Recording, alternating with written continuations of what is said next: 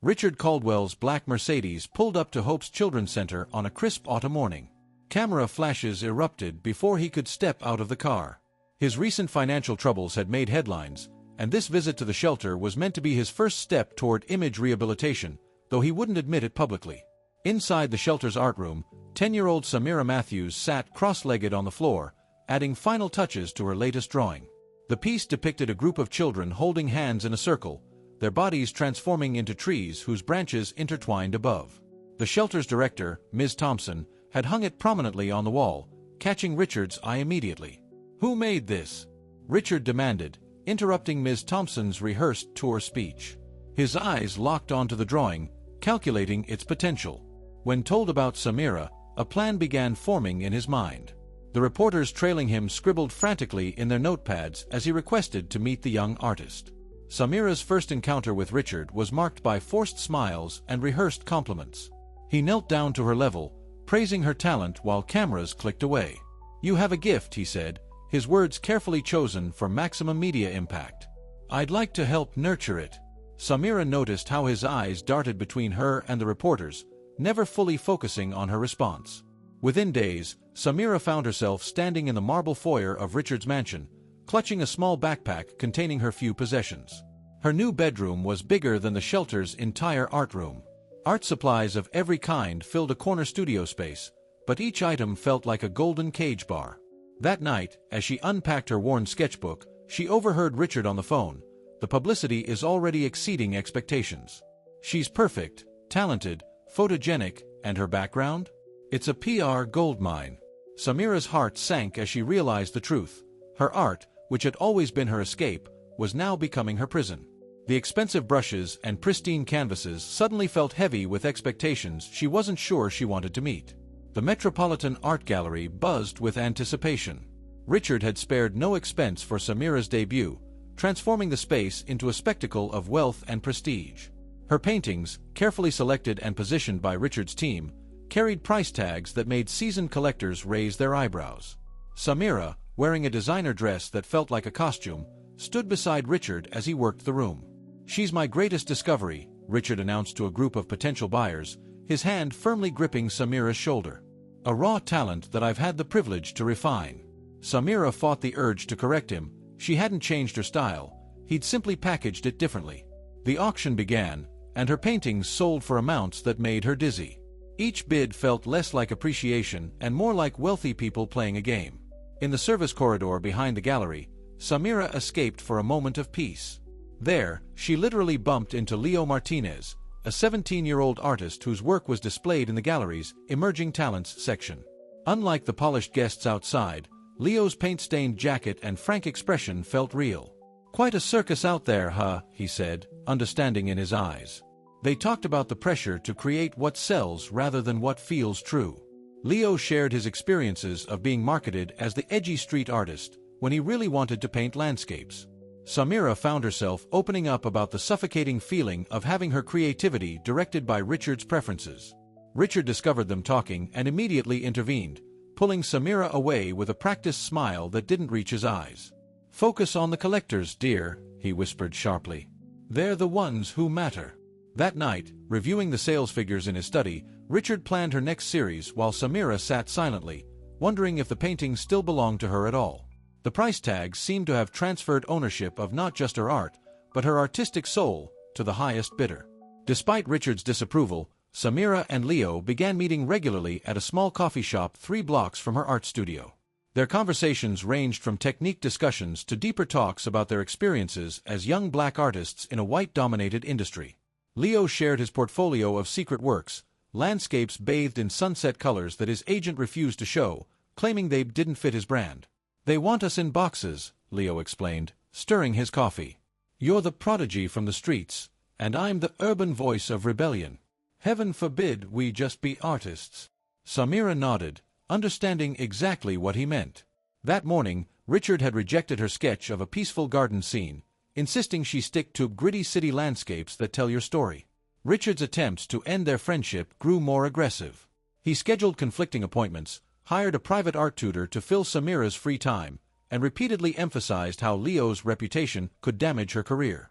But Samira stood firm, recognizing in Leo the first person who saw her as more than a marketing opportunity. Everything changed when Samira discovered a box of her mother's belongings in the shelter's storage.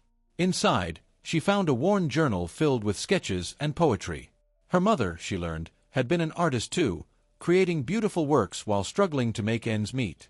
The journal entries spoke of dreams deferred but never abandoned. This discovery ignited something in Samira. She began incorporating elements of her mother's style into her work, the flowing lines, the bold color choices, the subtle African patterns woven into backgrounds. Leo encouraged this exploration, helping her research African art history and techniques her mother had referenced. In her private sketchbook, Samira started a series inspired by her mother's journal entries. These pieces were different from what Richard wanted. They were raw, personal, and spoke of both pain and hope. When Leo saw them, he recognized their power immediately. "This is your voice," he said simply. "This is what they can't package and sell." The truth emerged through a misplaced document Samira found while looking for art supplies in Richard's home office. An email chain between Richard and his PR team dated before her adoption laid bare their entire strategy: find a young, talented minority artist from a disadvantaged background. The adoption story will rebuild your image and create a marketable brand. Attached was a short list of candidates from various shelters, with Samira's name highlighted. Notes in the margins detailed her marketability factors: artistic talent, compelling backstory, and photogenic appearance. The discovery hit her like a physical blow. Every compliment, every fatherly moment, all had been focus grouped and strategized. Leo found her sitting on the steps of his apartment building that evening, clutching the printed emails. As she showed him the evidence, his initial anger gave way to determination. "You know what would really expose him? An independent show. Your real work, your true story, including this manipulation." The idea took root, but fear held her back. Richard's influence in the art world was vast. "He'll try to stop us," she said. Leo smiled grimly. "That's exactly what we're counting on. His reaction will prove everything in those emails." When Richard discovered the emails were missing, his mask finally slipped completely. He stormed into Samira's studio, threatening legal action if she went public. "Remember who owns your contract," he snarled. "Who owns your brand?" "But you don't own me," Samira replied, her voice steady despite her racing heart. "And you never did." She began packing her canvases that night, moving them piece by piece to a small studio Leo had found. Richard's threats followed her, but each one only strengthened her resolve to tell her story, her real story, to the world. The abandoned warehouse-turned-gallery buzzed with anticipation. Despite Richard's attempts to pressure venues into rejecting her, Samira and Leo had found an independent space willing to host her show. They titled it simply, Truth in Color. The exhibition told her complete story through art. The first room displayed her early works from the shelter, raw and unfiltered. The second showed the pieces Richard had commissioned, accompanied by his marketing briefs and emails, exposing the manipulation. The final room revealed her new work, powerful pieces combining her heritage, her mother's influence, and her own artistic evolution. Richard arrived opening night, flanked by lawyers. He froze when he saw the email evidence displayed alongside his carefully orchestrated publicity photos. As journalists began approaching him for comment, his composed facade crumbled. His threats to shut down the show only drew more media attention. The exhibition became a sensation, but not for the reasons Richard had ever engineered. Art critics praised its authenticity and courage. Other young artists came forward with similar stories of exploitation. Richard's reputation collapsed as more evidence of his manipulative practices emerged. Within weeks, his remaining artists left him. In the aftermath, Samira received legitimate offers from respected galleries interested in her authentic work. She chose to partner with a small, artist-run collective that Leo had connected her with. They valued her vision and gave her complete creative freedom. The story ended where it began, in the shelter's art room. But this time, Samira was there as a teacher and mentor, helping young artists find their true voices. On the wall hung a new piece, a self-portrait showing her breaking free from puppet strings, surrounded by vibrant colors that were finally, unquestionably, her own. Richard, meanwhile, faced legal consequences for his exploitative practices, his empire of manufactured artists crumbling around him. Sometimes the most powerful art comes from breaking free, Samira told her students. Never let anyone own your truth.